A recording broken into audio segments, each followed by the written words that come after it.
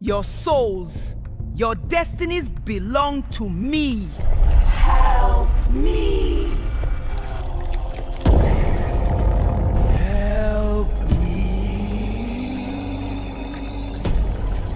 Somewhere in the coastal town of Badagry stood a small face me I face you compound with 15 rooms.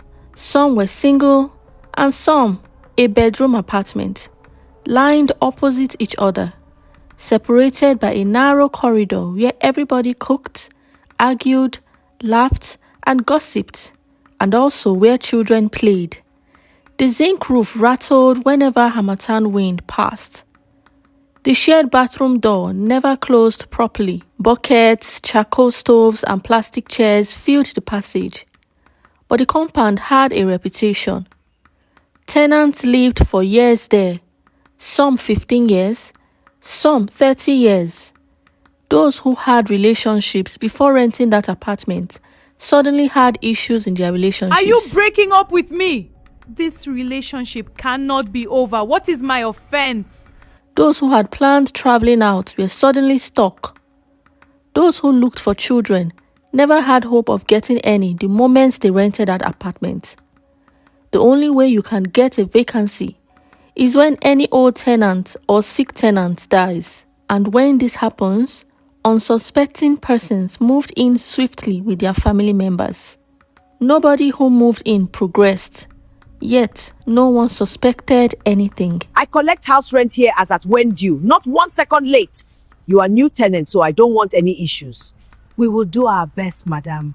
Okay, if you say so. Tenant came with dreams, tailoring shops, keke businesses, small tradings, hair salons, but after months, sometimes years, nothing positive happened. Money disappeared, opportunities vanished, fights increased. Oh, the fights were on a daily basis, every tenant protecting their own end, not minding the damage it caused to the other.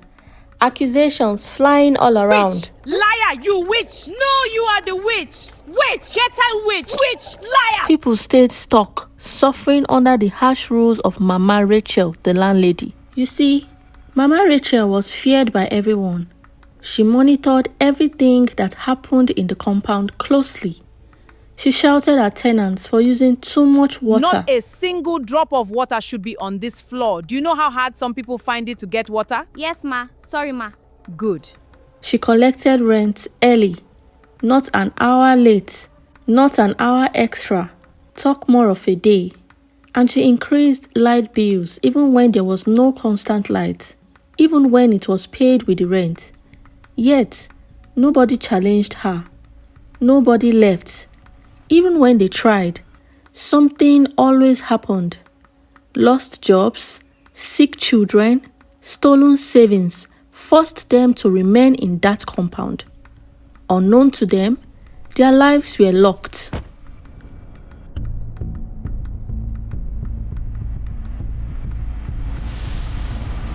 Inside Mama Rachel's room, hidden under her wooden bed, was a large calabash covered with faded red cloth. Inside it were 15 padlocks. Each one had a tenant's name scratched onto it with a nail. As soon as a new tenant came into Mama Rachel's compound, she would lock the padlock assigned to them. Beside it was a bunch of keys. Mama Rachel believed that as long as the padlocks remained locked, her tenants would never progress. They would remain under her control, her power. They would remain trapped in her compound, paying rent, tolerating insults, and depending on her. But she also had a system. Any night, when the moon was bright, Mama Rachel would quietly step outside. Once the compound was calm and her tenants were indoors, she would walk slowly to the middle of the compound, looking around, making sure no one was still out. It is time. Then she would get the calabash, look up at the moon, Murmura whisper incantations. Murmura incantations.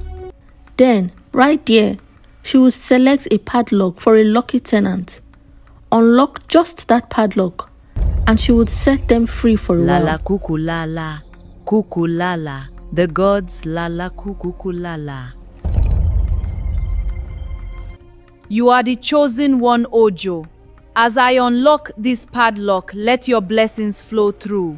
And when she was done, she would close the calabash again and return to her apartment.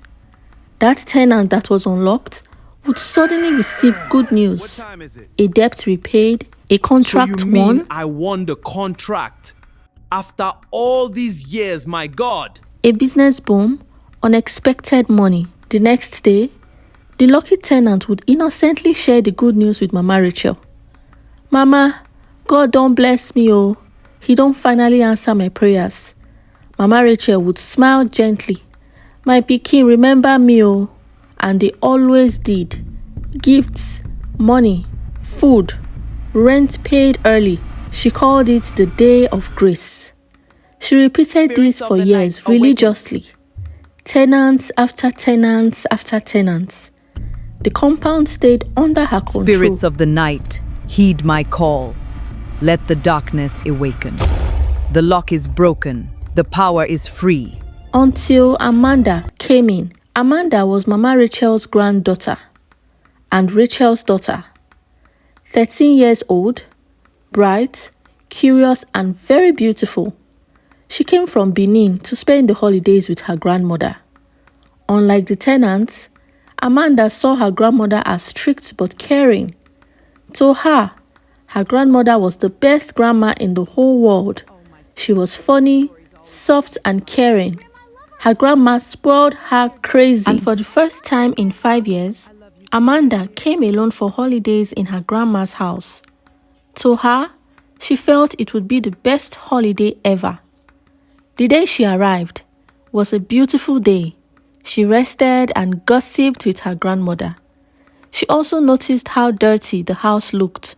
Dust on the cupboard, cobwebs in the corner. So, in her heart, she knew she had to make a difference. So, the next day, as soon as her grandma left for the market, Amanda, I will be back soon.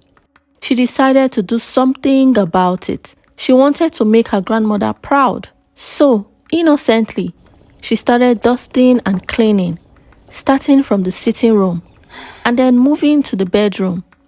As she swept under the bed. Her broom hit something.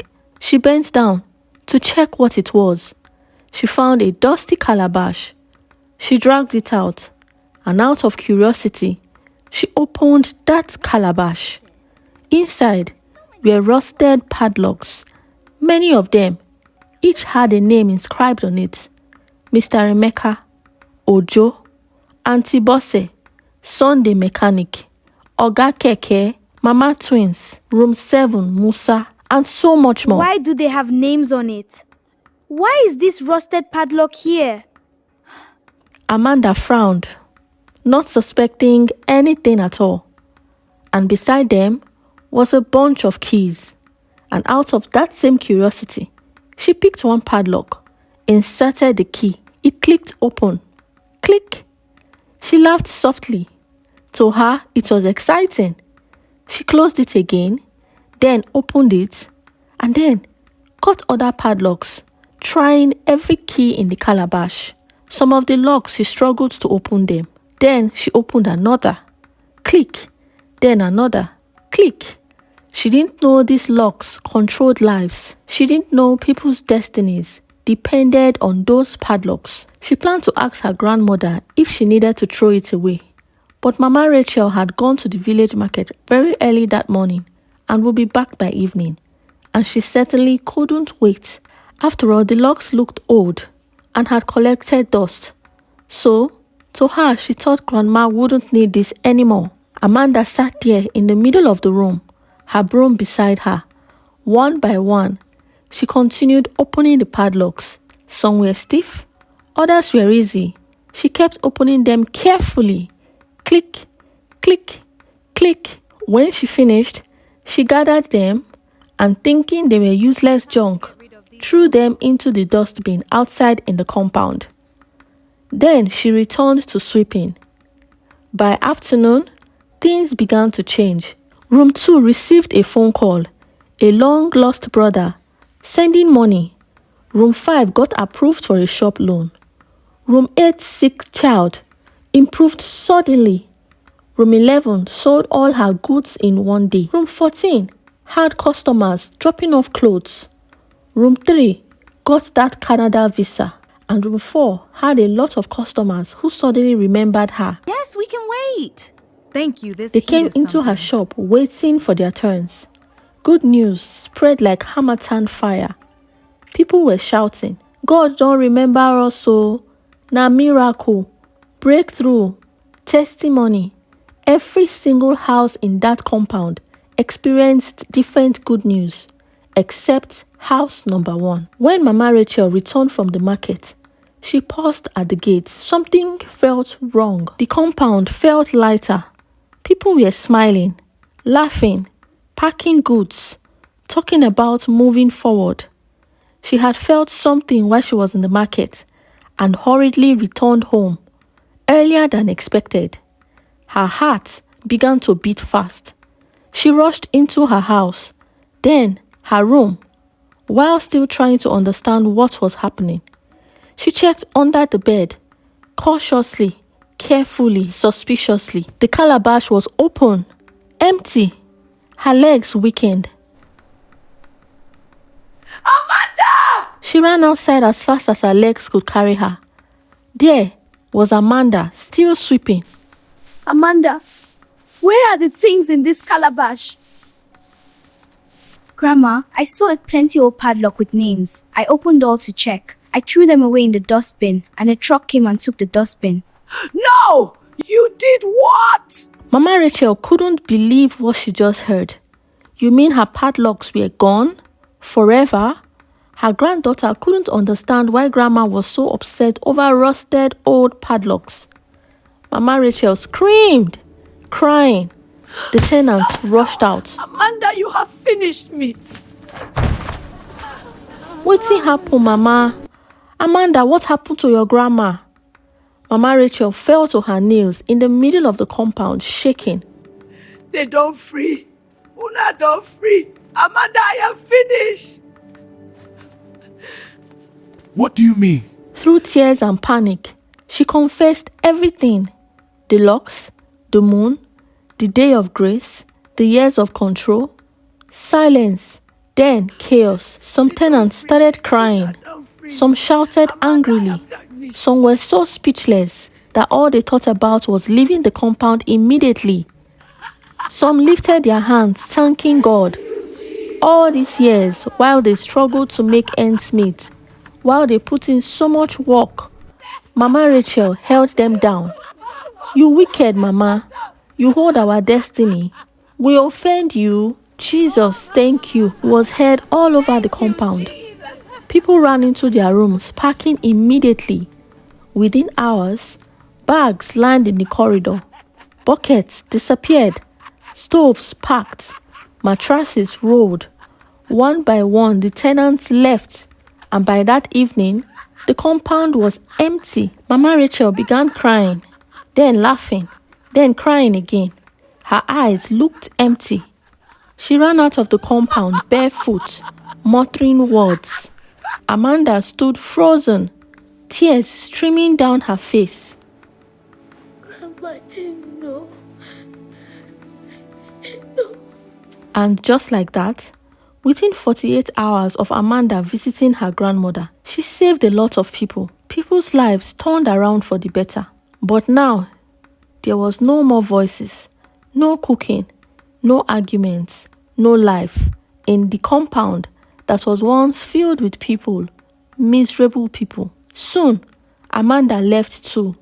Her parents came to take her back home. She was heartbroken, confused. They decided it was best for her to return home to Benin while they searched for their mother. But Mama Rachel returned weeks later, partially mad, broke, and alone. She wandered through the corridor, calling names of tenants that were no longer there. The zinc roof still rattled. Dust gathered. News spread around about the evil compound, so no one ever bothered to rent that compound again. It was cursed. And as for Mama Rachel, She never left the compound, and she remained mad till she passed. This story teaches us that evil control over others eventually backfires. You see, Mama Rachel tried to control other people's destinies for her own gain, though she benefited for years. But in the end, she lost everything: her tenants, her granddaughter, her daughter, her sanity, and her wealth. What you gain by manipulating others will eventually destroy you. It also lets us know that you cannot permanently stop another person's destiny. Despite the padlocks and rituals Mama Rachel did, once the locks were opened, everyone's progress returned immediately. So, no matter how long someone's progress is delayed, it can still be restored. And also, that innocence can break long-standing evil. Amanda didn't know anything about the evil practice. Her simple curiosity destroyed years of bondage. Sometimes, evil systems fall through innocent, unplanned actions. And finally, that oppression keeps people stuck. The tenants believed they were just unlucky, not knowing they were being held back. Sometimes people remain stuck because of hidden forces, but freedom is indeed possible. What do you think about this story? Share your thoughts in the comment section. Thanks for watching. I'll see you in the next video.